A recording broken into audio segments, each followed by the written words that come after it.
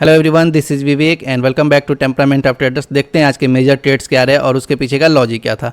So bank Nifty हमने already discussion किया था कि एक साइडवेज रेंज में मूव कर रहा है जो कि 51,200 और 51,900 के बीच में मूव कर रहा था पिछले 2 दिनों से।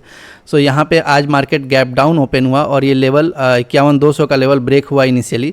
यहाँ पे छोटा सा मैंने स्कैल्पिंग जरूर किया था, लेकिन कोई ज़्यादा एक्सपेक्टेशन नहीं था क्योंकि already market 300 point gap down open हुआ था। तो यही होता है जनरली, उस डायरेक्शन में मार्केट प्रोसीड नहीं कर पाता है क्योंकि फिर से प्रॉफिट बुकिंग आ जाती है इनिशियली।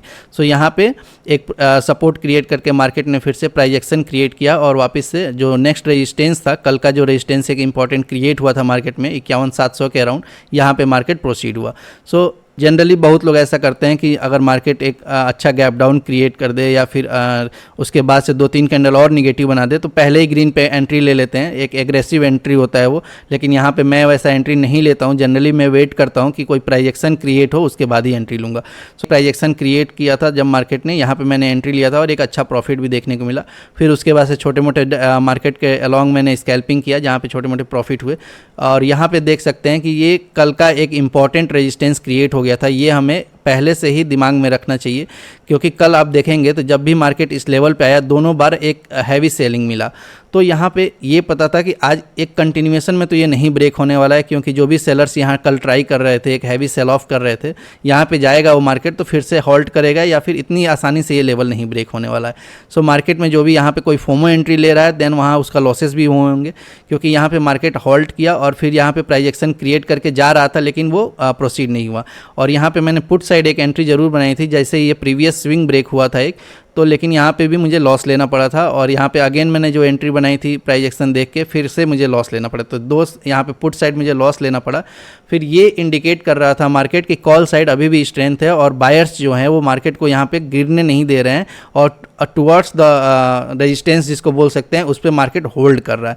तो यहाँ पे जैसे ही एक अच्छा प्राइस एक्शन क्रिएट हुआ था, प्रीमियम के चार्ट पे देखेंगे हम, अच्छा स्ट्रेंथ भी दिखाया था यहाँ पे। देन यहाँ पे मैंने एक एंट्री जरूर लिया था कॉल साइड, लेकिन यहाँ पे मार्केट अच्छा एक मूव तो दिया था, लेकिन उसके बाद से फिर ये कंटिन्यूएशन नहीं हुआ। लेकिन मैंने अपना 3/4 क्वांटिटी बुक कर लिया था, तो यहाँ मेरा प्रॉफिट हुआ एक अच्छा सा। लेकिन अगर ये सस्टेन हुआ रहा था तो एक बहुत अच्छा प्रॉफिट देखने को मिल सकता था, जो कि नहीं हुआ मार्केट में। और यहाँ पे आप देख सकते हैं जो ओवरऑल आज प्रॉफिट हुआ अप्रॉक्सीमेटली 36,000 के अप्रॉक्सीमेटली प्रॉफिट हुआ। जो ओवरऑल आज एक मेजर प्रॉफिट हुआ था वो जो कॉल साइड ब्रेकआउट दिया था वहाँ पे हुआ था, और एक मेजर लॉस भी हुआ था जो पुट साइड मैंने 2 बार ट्राई किया था, यहाँ पे वो लॉस हुआ था। तो बाकी छोटे मोटे स्कैल्पिंग से जो प्रॉफिट हुए उसको ओवरऑल मिला के आज 36,000 के अप्रॉक्सीमेटली प्रॉफिट हुआ। और उसके बाद से मार्केट ने एक डिस्टर्ब कैंडल क्रिएट कर दिया यहाँ पे, और हमने अपने लर्निंग वीडियो में ये क्लियरली मेंशन किया था कि जब भी मार्केट में एक ऐसा डिस्टर्ब कैंडल क्रिएट हो जाए कि कोई कॉल साइड अगर मार्केट गया हो, बायर्स पुश करके ले गए होंगे, देन सडनली रिवर्स हो गया है और फिर से अगर बायर्स उसको वापस से उसी लेवल पे ले जा रहे हैं, काइंड ऑफ डोजी टाइप का एक पैटर्न आप देखेंगे यहाँ पे। तो यहाँ पे ऐसे मार्केट से हमें फिर बायर्स को दूर रहना चाहिए, क्योंकि फिर एक कन्फ्यूजन क्रिएट है मार्केट में, ये हमें समझ लेना चाहिए। अगर किसी ने यहाँ पे कॉल में लॉस किया होगा, देन यहाँ पे पुट में भी वो लॉस कर दिया होगा, फिर वो कई बार ऐसे कॉल पुट लेके कई बार लॉसेस हो जाते हैं इसमें। तो इसीलिए मैं क्लियरली मेंशन किया था कि जब भी डिस्टर्ब कैंडल क्रिएट हो जाए वहाँ पे हमें अवॉइड करना चाहिए थोड़ी देर ट्रेड लेने के लिए, और अब में मेजर जो सपोर्ट रेजिस्टेंस है उस पर वर्क करना चाहिए छोटे लेवल्स को छोड़ के। जैसे यहाँ एक डिस्टर्ब कैंडल जैसे ही क्रिएट हुआ, अभी मेरा इसके बाद से कोई ट्रेड नहीं हुआ, क्योंकि फिर मैं इस पे फोकस कर रहा था कि अगर 51,800 850 का लेवल जब कटेगा देन वहाँ पे मैं ट्रेड लूँगा, या फिर 900 का लेवल कटेगा तब लूँगा। और जो मेजर जो सपोर्ट था वो अप्रॉक्सीमेटली यहाँ पे हम बोल सकते हैं कि 51,200 के अप्रॉक्सीमेटली था।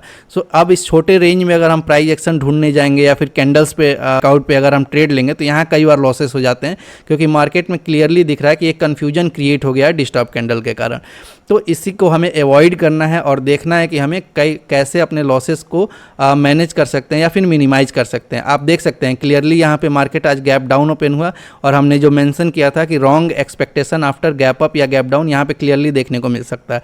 किसी ने अगर कंटिन्यूएशन के लिए ज़्यादा एक्सपेक्टेशन लगा लिया होगा तो यहाँ पे उसको एसएल लेना पड़ा होगा, क्योंकि ये रॉन्ग एक्सपेक्टेशन है कि मार्केट गैप डाउन होने के बाद फिर से कंटिन्यूअस उस डायरेक्शन में 500-600 पॉइंट मूव कर जाएगा। तो हमें हमेशा यहाँ पे अपना पोजीशन साइजिंग पे ध्यान देना, ये हमने क्लियरली क्लियरली मेंशन किया था। यहाँ पे कई बार फोमो ट्रेड में लोग ले लेते हैं एंट्री, क्योंकि यहाँ पे कॉल का प्रीमियम देखेंगे तो एक अच्छा स्ट्रेंथ दिखाया होगा, बट हमें ये नहीं भूलना चाहिए कि कल के दिन ये एक इंपॉर्टेंट रेजिस्टेंस की तरह एक्ट किया था। तो इतना जो मार्केट डाउन से नीचे ऊपर आ रहा है तो यहाँ पे बहुत लोग प्रॉफिट बुक करेंगे और यहाँ से एक हो सकता है कि फेल्योर मिले। तो यहाँ पे देखेंगे कि जो फोमो में ट्रेड लिया होगा उसका हो सकता है यहाँ पे लॉस हुआ होगा, तो ऐसे यहाँ पे डिस्टर्ब कैंडल में लॉस हुआ होगा। तो ऐसे अपने लॉसेस को कैटेगराइज कर सकते हैं, कौन किस में ज़्यादा लॉस कर रहा है, फिर हम अकॉर्डिंगली अलर्ट रहेंगे। जैसे मेरा कई बार डिस्टर्ब कैंडल में जो लॉसेस हुआ है उसके वजह से आज मैं अलर्ट था कि ऐसा अगर कैंडल क्रिएट हो गया देन उसके बाद से मुझे एंट्री नहीं लेना, नहीं तो मुझे कई बार ऐसा दिखता कि यहाँ पे स्ट्रेंथ दिख रहा है, फिर दिखता कि पुट के प्रीमियम पे स्ट्रेंथ दिख रहा है कहीं पे, वहाँ पे मैं एंट्री लेता और बार बार वहाँ स्कैल्पिंग में लॉस हो जाता। सो स्कैल्पर्स को काफ़ी ध्यान देना पड़ता है, क्योंकि वो मोमेंटम देख के ही ट्रेड लेते हैं, लेकिन कहाँ मोमेंटम सस्टेन हो रहा है कहाँ नहीं, ये विद एक्सपीरियंस आपको समझ में आने लगेगा और आप अवॉइड भी करोगे ऐसे जगह जहाँ पे कोई कन्फ्यूजन क्रिएट हो गया है मार्केट में।